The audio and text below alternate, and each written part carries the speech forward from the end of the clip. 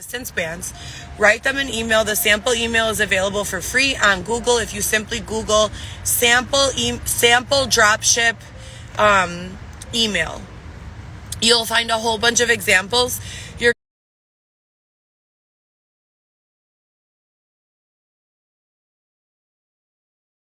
going to want to go onto Alibaba,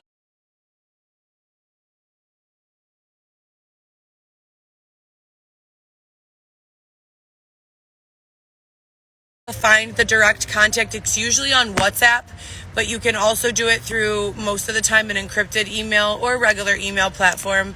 If you're concerned about it for purposes of hacking or anything like that, you could use an encrypted. If not, you could even, if you're buying 100 of this product, you can usually get it for a fraction of what it usually costs. Then you charge near store prices, a little less. And that's it, and you basically live your life this way. And every single time you find a new product, you sell it. And you drop ship. You don't need a warehouse. You don't need to hold any inventory with you.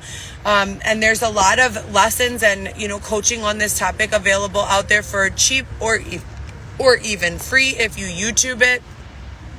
So I'm not going to waste your time recreating the wheel here, but that's kind of been my plan this entire time. At the beginning of this whole debacle, you guys know, 4 years ago, my life was changed in a major way when I was thrown out of my only apartment that I shared with my 3 children and my, at that time, husband, Dylan Smith. Him and I appeared in a reality show together. It was only 5 or 6 episodes. On the WE network. I don't even want to get into the details of that, but it was a major mistake. In doing so, I opened myself to a level of competition that I did not know existed, where people are willing to go through very unethical and immoral channels to degrade, humiliate, and earn money off of the exploitation of others. In agreeing to participate, I literally signed a contract that was marked unconscionable, and that a judge said would not be able to be upheld in court because it had stipulations and clauses that if I literally committed suicide based off of whatever false narrative the show was planning to air, that not only would I have no way to sue if I attempted or hurt myself, but that my children and family that survived me would have no way to sue the network. So I did get hit with a bunch of false narratives. I still to this day get a bunch of restricted phone calls and voicemails. I've been stalked in person. There have been a plethora of different victimizations that have taken place as a result of doing that show. And it's all been reported to law enforcement. But according to the contract I signed in participation, they had premeditation, and they knew that they were going to create a narrative that was going to be incredibly damaging to my reputation as well as my likeness, and that was their plan. They had that plan prior to the show airing, and if they didn't, then they would not have had that stipulation in the contract. And that's the way a lot of reality TV works, and you don't hear about that from the perspective of the viewer. You really don't know anything about that. So that's kind of what threw me in the little situation I'm in right now. I had a lease in hand, and I was legally supposed to be where I was. But for some weird reason, I was thrown out, and my children had to go live with their father. And I have been struggling ever since, mostly emotionally, because my primary job has always been to be a mother before any and everything else. But in addition to that, I'm intelligent, and I'm capable, and I'm worthy of a beautiful life, and I'm capable of providing one for my children and I. Pending these nefarious and malicious characters step aside, or federal authorities or local authorities find out how I can protect myself and relay that information to me, because so far I haven't been able to find someone technologically intelligent enough, with enough or high enough security clearance to make it stop. I haven't even had so much as one genuine call back from law enforcement with all the reports that I've made, and there have been thousands. If you go to my personal blog, coco.chanel.ysl, you can literally look up all of the times that I've called the federal law enforcement as well as local on camera, and there have been no resolutions. So February 15th is my due date, and February 15th it will have been 1 full year that I have been being unlawfully held in a tent, forced to use the restroom into a sawed-off water bottle. But that doesn't stop me. I continue writing, I continue curating, I continue modeling, I continue raising my family to the best of my ability, taking advantage of whatever technological features I can, like FaceTime video and audio, like Google Voice, phone numbers for when I don't have money to pay a phone bill. I'm so grateful that I have gone through this experience in the year 2024, you guys. I cannot imagine what those of us who have been oppressed in the past have had to go through in the days before internet, in the days before technological advancement. Could not even imagine, could not even fathom going through something like this without having FaceTime video as an option to see my children. In all honesty, that probably would have worked at causing me to commit suicide.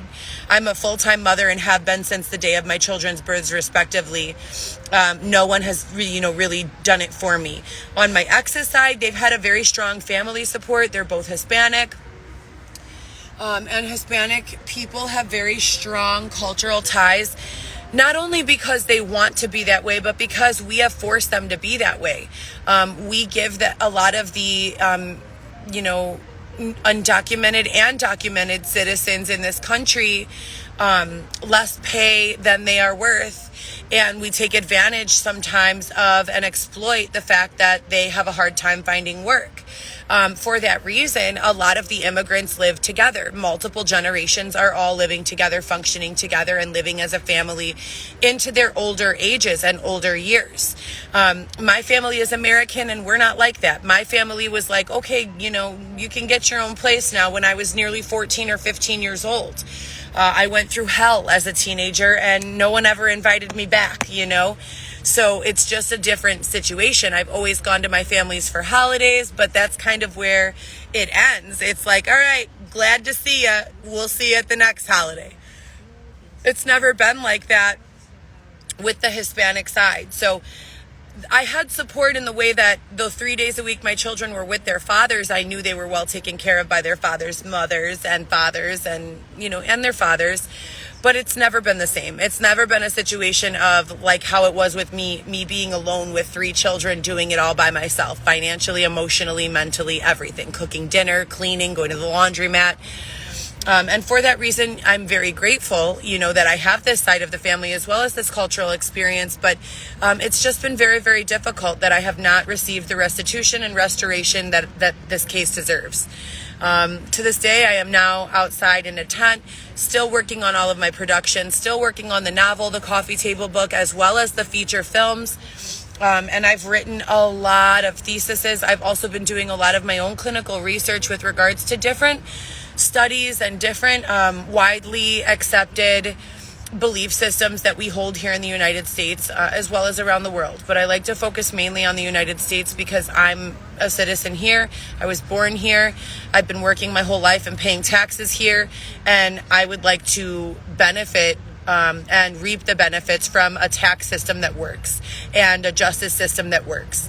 And if it's not working and it's flawed and it's causing me to be in a tent, for a full year, I would like to use that experience, as I have been, for documentation purposes, so that people who are more intelligent, who are more resourceful, can step in and hear what I'm saying and kind of, offer some assistance and some A&A, so to speak.